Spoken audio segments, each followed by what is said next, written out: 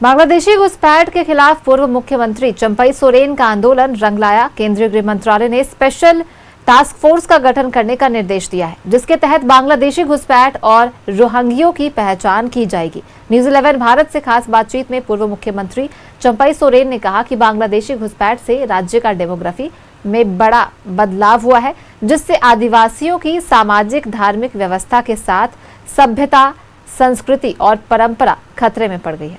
वहीं आदिवासियों की हकमारी भी बड़े पैमाने पर हो रही है।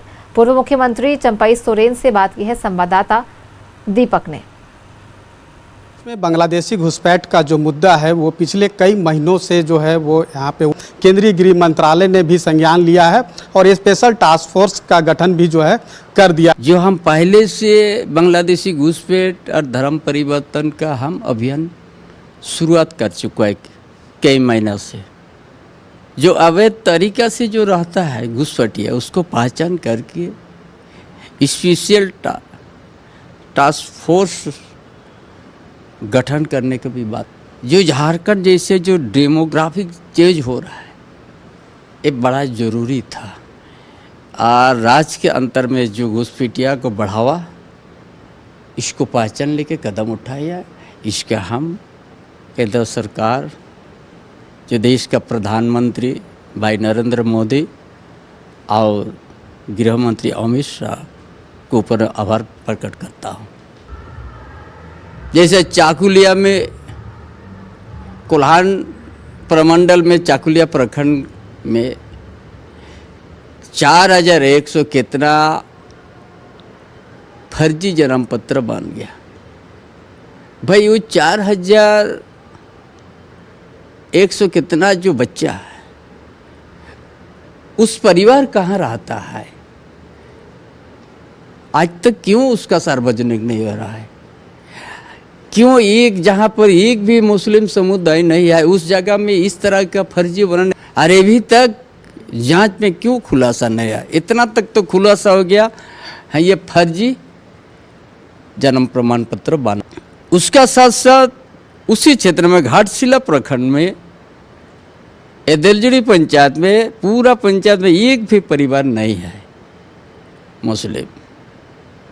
वहाँ 309 मैया योजना का स्वीकृत हुआ, 174 तो फिर मुस्लिम परिवार निकल गया। अभी तक उसके कोई कार्रवाई सामने नहीं आ रहा है। एक तो आदिवासी गांव में भी उसी तरह का फिर निकल गया, यह पोटका प्रखंड के अंतर्गत में। फिर गोड़ाबांधा पर हर क्षेत्र में इसी तरह का घुसपैठ बहुत ज़्यादा संख्या में। यदि आप साहेबगंज जिला, पाकुड़ जिला, दुमका जिला में यदि आप जांच कीजिएगा, 90% निकलेगा बांग्लादेशी। 90% कोई खत्यानी वो लोग के पास नहीं है। और यहाँ का आदिवासी का अस्तित्व को खतरा पहुँचा चुका है। यहाँ का मूलवासी का वो स्थिति कर दिया है। ये सरकार वोट बैंक का राजनीतिक, ये जो गठबंधन है, ये भी वर्तमान, नहीं तो आज वो तो सुनने के साथ जो लातेहार में 15,800 कितना फर्जी निकल गया, अभी तो कार्रवाई हो जाना चाहिए था। इसीलिए ये सरकार के ऊपर में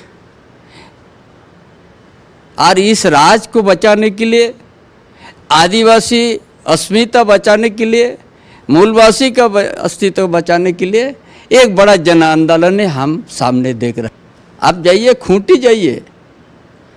जाइए आप धनबाद बोकारो जाइए, गिरिडीह जाइए, हर जगह इसी तरह का घटना आपको देखने को मिलेगा। इसीलिए ठेस पहुंचा है, ने का काम किया है। बोकारो के क्षेत्र में एक जो मामला सामने आया कि एक महिला के साथ जो है रेप करने की कोशिश की गई और जो एक्यूज था कह सकते हैं, उसको कहीं ना कहीं अब रिवार्ड देने की जो प्रयास है। देखिए, एक आदिवासी महिला पर छेड़छाड़ हुआ, बलात्कारी का प्रयास किया, और उसी को कोई अगर मुआवजा देगा और उनका परिवार को नौकरी देगा, अरे वो तो आत्मरक्षा के लिए चिल्लाया और पूरा उस आसपास का आदमी आ गया।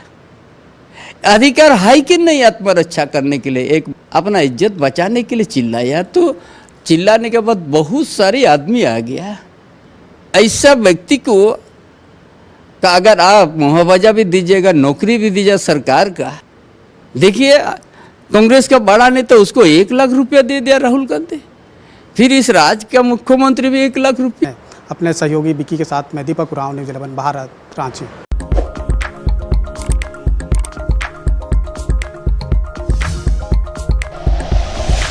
Like and share videos, subscribe करें हमारा चैनल और प्रेस करें बेल आइकॉन। न्यूज़ 11 भारत, सच है तो दिखेगा।